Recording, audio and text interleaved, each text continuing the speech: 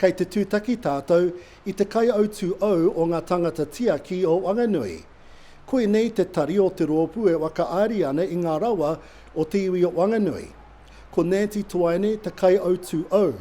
Ka kōrero au ki aia e pāne ki ana wawata, me tana wairua i aia e wakaki ana i tēnei tūranga o. E marama kau ana tēnei uri o Te Awa Tupua ki ngā mai waka ira ki mua i te aroaro. I said this morning when I came in that it still feels mammoth. Even though I've been a trustee in the recent years and previously I was part of the Whanganui River Māori Trust Board and the work in negotiating the claim, for me it's still a mammoth task. And so I feel that sense of trepidation, I suppose.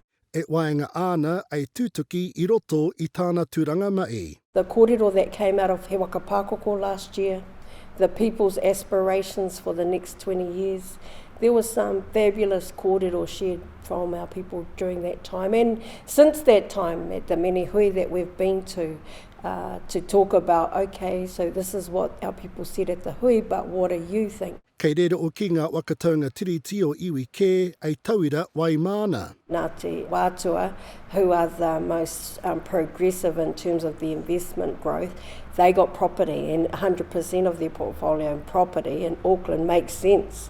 And so there are different things around the country and people are getting into housing and they're getting into other things. I think what makes us unique is our people decided to do the river first because that's what binds us together.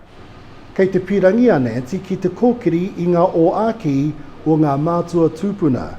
Yeah, I feel really fortunate to have been around in some of their time as leaders of us as a people, but just they were always there, they had presence. You know, when the Kaupapa was big, they would come and they always had gems to share with you as a part of giving you direction, but they let you get on and do the job. E moia uki ana mō Ngā Tāngata Tiaki i ngā tau rua tekau ki mua.